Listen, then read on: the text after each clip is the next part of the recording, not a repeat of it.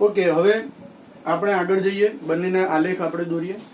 તો જો અહીં xc ની કિંમત એ ગ્રેટર ધેન 1 હોય તો im equals to vm upon xc એ greater than im equals to vm upon xc એ અહીંયા લેસ ધેન vm થાય, બરાબર કે નહીં? અને જો તમારી પાસે xc ની કિંમત એ લેસ ધેન 1 હોય તો im ની કિંમત એ ગ્રેટર ધેન vm થાય. આ વાત છે એ આપણે મગજમાં ધ્યાન રાખવાની, બરાબર? im ની કિંમત એ કોના પર આધારિત છે? xc ઉપર. એના કરતા વધારે હશે કે ઓછી હશે? હવે આપણે બંને સમીકરણો અહીંયા લખીએ કે ભાઈ વોલ્ટેજ છે એનું સમીકરણ આ રીતે છે, v equals to vm sin omega t. પ્રવાહ I છે એનું સમીકરણ છે im sin omega t plus pi by 2. આ રીતનું અહીંયા સમીકરણ છે. હવે જો આપણે એનો ફેઝર ડાયાગ્રામ દોરીએ તો v ને રજૂ કરતો સદિશ, ધારો કે કોઈ t1 સમયે vm ને રજૂ કરતો સદિશ આપણે લઈએ છે, તો અહીંયા ફેઝર ડાયાગ્રામ માટે ધારો કે કોઈ એક t1 સમયે અહીં vm ને રજૂ કરતો સદિશ એ આ જગ્યાએ છે, જે ધન x દિશા સાથે એ ઓમેગા t1 જેટલો ખૂણો બનાવે છે. અને એ જ સમયે I ને રજૂ કરતો સદિશ છે એ પાઈ બાય 2 જેટલો આગળ છે. એટલે ઇન્ડક્ટરમાં વિદ્યુત પ્રવાહ એ કળામાં એ વોલ્ટેજ કરતા પાઈ બાય 2 જેટલો પાછળ હતો, જ્યારે અહીંયા ઇન્ડક્ટરની જગ્યાએ કેપેસિટરમાં વિદ્યુત પ્રવાહ એ કળામાં પાઈ બાય 2 જેટલો આગળ છે. અને એટલા માટે અહીંયા જો તમે I ને રજૂ કરતો સદિશ દોરો તો im ને રજૂ કરતો સદિશ જેની કિંમત એટલે કે લંબાઈ એ એના કરતા થોડી ઓછી રાખવાની. આ બંને વચ્ચેનો જે ખૂણો છે એ પાઈ બાય 2 થશે, બરાબર? અને આ રીતે આપણે ફેઝર ડાયાગ્રામ છે એ આનું રજૂ કરી શકીએ.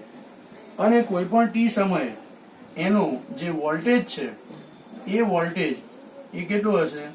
તો vm નો જે y અક્ષ ઉપરનો લંબ થાય એટલે કે આટલેથી આટલી ઊંચાઈ એ આપણને તે સમયનો વોલ્ટેજ આપે, જેને આપણે કહી શકીએ vm sin ઓમેગા t1. જ્યારે I નો જે y અક્ષ ઉપરનો લંબ હોય, બરાબર, તો I નો જે y અક્ષ ઉપરનો લંબ હશે એ આપણી પાસે અહીંયા આ જે લંબાઈ છે એ આપણને એનો તે સમયે કરંટ આપશે im sin omega t plus pi by 2. અને આના ઉપરથી કહી શકાય કે અહીં કેપેસિટર માં જો માત્ર કેપેસિટર જોડેલું હોય તો કેપેસિટરમાં I નું મૂલ્ય એ v કરતા કળામાં પાઈ બાય 2 જેટલું આગળ છે, બરાબર? તો આ થયો એનો ફેઝર ડાયાગ્રામ. હવે આપણે એના આલેખની વાત કરીશું આ બંને સમીકરણો પરથી. તો અહીંયા તો એકદમ ઈઝી છે કે સાઈન નો ગ્રાફ તમને ખ્યાલ છે, કોસાઇન નો ગ્રાફ છે એ પણ તમને ખ્યાલ છે. તો અહીંયા મેં તમને સમજાવ્યું પણ છે કે શા માટે પાઈ બાય 2 જેટલો આગળ હોય, એટલે કે અહીંયા 0 થી પાઈ બાય 2 જેટલો આગળ હોય તો ઓટોમેટિક અહીંથી ગ્રાફ ચાલુ થાય, તો અહીંથી ચાલુ થતો ગ્રાફ એ શેનો બની જાય છે? cos ઓમેગા t નો બની જાય છે. તો અહીં વોલ્ટેજ છે એ vm sin ઓમેગા t છે, કરંટ છે એ im sin omega t plus pi by 2 અથવા આપણે એને cos ઓમેગા t તરીકે પણ લઈ શકીએ છીએ. તો હવે જો આપણે બંનેના આલેખ દોરવા હોય તો ચોપડીમાં બંને એક જ દોરેલા છે, પણ આપણે એને આ રીતે દોરીશું. તો અહીં આપણી પાસે આ જે છે એ શું છે? v વિરુદ્ધ ઓમેગા t1. v વિરુદ્ધ ઓમેગા t1 જો આપણે અહીંયા લઈએ તો એ આપણી પાસે અહીંયા સાઇન પ્રમાણે છે. તો આ v વિરુદ્ધ ઓમેગા t નો ગ્રાફ છે. અને આપણી પાસે I વિરુદ્ધ ઓમેગા t નો જો આપણે ગ્રાફ દોરીએ તો એ કોસ પ્રમાણેનો છે. તો અહીંયા આપણી પાસે આ રીતે દરેક π/2 કળાએ શું કરવાનું, તો આ રીતે ડોટેડ લાઈન લઈ લેવાની. આ 0, આ π/2, આ પાઈ, આ 3π/2 સાઈન માટે અને 2π, બરાબર. તો દરેક π/2 કળાએ ડોટેડ લાઈન નીચે લઈ લેવાની અને ત્યારબાદ તમારે એને ધ્યાનમાં રાખીને ગ્રાફ દોરો તો એકદમ સરળતાથી અને સાચો દોરાય. હવે અહીંયા આઈ નો જે ગ્રાફ છે એ I ઇક્વલ્સ ટુ ખરેખર જે Im cos ઓમેગા ટી, જે ધન મેક્સિમમ થી શરૂ થાય, તો ત્યાંથી એ 0 થશે, બરાબર.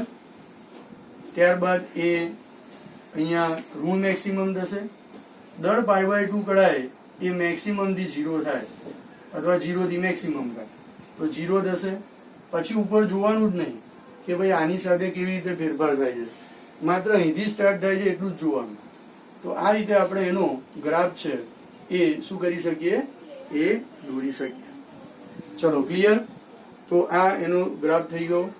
તો આ રીતે આપણે બે ગ્રાફ અલગ દોરી અને પરીક્ષામાં બતાવીએ તો એમાં ખૂબ સારી રીતે એની રજૂઆત થઈ શકે.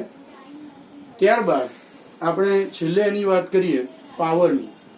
તો પાવર માટે અહીં જેમ પેલા ઇન્ડક્ટરમાં વિદ્યુત ઉર્જાનું રૂપાંતરણ એ ચુંબકીય ઉર્જામાં સંગ્રહ સ્વરૂપે થતું હતું અને ત્યારબાદ એ ચુંબકીય ઉર્જાનું રૂપાંતરણ વિદ્યુત ઉર્જામાં થતું હતું, તે જ રીતે અહીં પણ વિદ્યુત ઉર્જાનું રૂપાંતરણ એ કેપેસિટરમાં સંગ્રહાય છે. એટલે કે અહીં વોલ્ટેજ છે એ ઉર્જા કેપેસિટરના બે પ્લેટો વચ્ચે સંગ્રહાય છે અને ત્યારબાદ એ જ ઉર્જા આપણને પાછી મળે છે. તો કેપેસિટર છે એની અંદર સંગ્રહાતી ઉર્જા છે એ આપણે કયા સૂત્ર દ્વારા આપી શકાય, તો એ ચેપ્ટર 2 માં જોઈ ગયેલા કે કેપેસિટરમાં સંગ્રહાતી ઉર્જા છે એ q²/2c દ્વારા અથવા તો અહીંયા 1/2 અને cv એના દ્વારા qv દ્વારા આપણે દર્શાવી શકીએ. તો આ સૂત્ર આપણે એ સારી રીતે જાણીએ. તો અહીંયા q ઇક્વલ્સ ટુ cv તમે લખો તો 1/2 એ cv² થાય, બરાબર કે નહીં. તો આ રીતે પણ આપણે રજૂ કરી શકીએ. અલગ અલગ સૂત્રો છે પણ આ તેની બે પ્લેટો વચ્ચેનો એ સંગ્રહેલી ઉર્જા આપે છે. એટલે અહીંયા પણ પાવરનો વ્યય થતો નથી, બરાબર. જે કંઈ અહીંયા તમારી પાસે પ્રવાહ મળે છે એ પ્રવાહ એ બદલાય છે પણ એ વિદ્યુત ઉર્જાનું રૂપાંતરણ કેપેસિટરની બે પ્લેટો વચ્ચે સંગ્રહાય છે, પાછી બીજા અર્ધ ચક્ર દરમિયાન એની એ જ ઉર્જા આપણને પાછી મળે. એટલે વ્યય પામતો પાવર અહીં પણ ઇન્ડક્ટરની જેમ 0 છે, બરાબર. તો ધારો કે અહીં ટી સમયે પેલાની જેમ જ આપણે કરવાની છે આખી પ્રોસિજર. તત્કાલીન પાવર છે એ તત્કાલીન power A P equals to V into I, V equals to VM cos omega T into I equals to IM અને V equals to VM sin omega T into IM cos omega T. આ તત્કાલીન power થાય. માટે અહીંયા પાવરનું જે સૂત્ર છે એ આ થાય VM IM sin omega T into cos omega T. હવે ઉપર નીચે આપણે 2 વડે ગુણી નાખીએ તો માટે અહીંયા તત્કાલીન પાવરનું સૂત્ર આ રીતે થશે VM IM/2. અહીંયા આપણી પાસે 2 sin omega T into cos omega T. 2 sin omega T into cos omega T એટલે sin 2 થીટા. એટલે કે અહીંયા આ જે પાર્ટ છે અચળ થઈ ગયો. તો અહીંયા જે મહત્તમ પાવર છે PM થશે અને અહીંયા આપણી પાસે sin 2 ઓમેગા ટી થશે. અને હવે આપણે આનો ગ્રાફ દોરી અને સમજીએ. જો કે ઇન્ડક્ટરની જે આખી થિયરી છે એમાં મેં તમને આની આ વાત ડિટેલમાં સમજાવી છે પણ તે છતાં અહીંયા ફરી આપણે આને સમજી લઈએ. તો અહીંયા આપણે જો P વર્સિસ ઓમેગા ટી નો ગ્રાફ દોરીએ તો આપણને અહીં આ રીતનું જોવા મળે છે. તો આપણી પાસે ધારો કે આ P છે, અહીંયા ઓમેગા ટી છે. ઓકે, હવે જો તમે ટી વર્સિસ ઓમેગા ટી કે ટી નો ગ્રાફ દોરો તો આ ગ્રાફ કેવો છે? સાઇન પ્રકાર. પેલામાં શું આવતું હતું? ઇન્ડક્ટરમાં માઇનસ આવતું હતું, એટલે શરૂઆત થતી હતી 0 થી, પણ સાઇન નો ગ્રાફ છે ઋણ અર્ધચક્ર પહેલા આવતું હતું. અહીંયા ધન અર્ધચક્ર પહેલા આવશે, અને એટલા માટે અહીં પી વર્સિસ ઓમેગા ટી નો ગ્રાફ એ આ રીતે થશે. સાઇન નો જ ગ્રાફ છે, નવું નથી કશું આમાં. અને જે મહત્તમ કિંમત છે એ પ્લસ પીએમ છે, જે ઋણ બાજુ મહત્તમ કિંમત છે એ પણ એટલી જ છે, એટલે કે માઇનસ પીએમ છે. બરાબર. અને અહીં તમે જુઓ કે જો તમે એક આવર્તકાળ પર, એટલે 0 આ T/2 સમય અને T એટલે આ એક દોલન થયું કહેવાય, જે તમે જાણો છો. તો એક દોલન દરમિયાન જો તમે પાવર, સરેરાશ પાવર લો તો આને આપણે આ રીતે લખાય કે એક આવર્તકાળ પર સરેરાશ પાવર જો આપણે લઈએ તો એને average of P equals to 1/t integration 0 થી t, અહીંયા p ઇન્ટુ શું થશે? dt. અને એટલા માટે આપણે અહીંયા લખી શકીએ કે 1/t ઇન્ટિગ્રેશન 0 થી t, p ની જગ્યાએ શું આવશે? pm sin 2 omega t into dt. અને એટલા માટે આપણે આમ પણ લખી શકીએ કે pm/t ઇન્ટિગ્રેશન 0 થી t sin 2 omega t into dt. હવે સાઇન કે કોસાઇન ના એક આવર્તકાળ પરનું એ સંકલન એ 0 આવે. એટલા માટે કે આનો મતલબ શું થાય? sin 2 ઓમેગા t dt નો અર્થ એટલો થાય કે પહેલા તમે આટલો dt લો છો, એને અનુલક્ષી અને sin 2 ઓમેગા t આટલો, એટલે આટલું ક્ષેત્રફળ, પછી આટલું ક્ષેત્રફળ, પછી આટલું ક્ષેત્રફળ, પછી આટલું ક્ષેત્રફળ, એમ કરતા કરતા સમગ્ર ધન અર્ધચક્રનું જે ક્ષેત્રફળ છે એ, અને ત્યારથી પછી તો ઋણ અર્ધચક્ર આવે, એટલે ઋણ અર્ધચક્રનું ક્ષેત્રફળ છે એ બધાનો સરવાળો.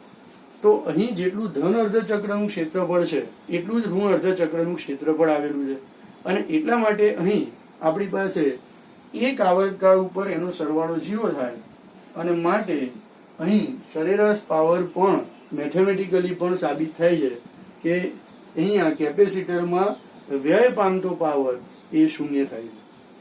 અને એટલા માટે અહીંયા કહી શકાય કે પ્લસ માઇનસ જ્યારે હોય અને પછી માઇનસ પ્લસ હોય તો દરેક એ ચક્ર દરમિયાન એ ઉર્જા એ કેપેસિટરની બે પ્લેટો વચ્ચે સંગ્રહાય છે, જેનું સૂત્ર આપણે તારવ્યું છે. અને ત્યારબાદ એ ઉર્જા પાછું જ્યારે વિરુદ્ધ દિશામાં પ્રવાહ પસાર થવાનું ચાલુ થાય ત્યારે એ આપણને પાછી મળે.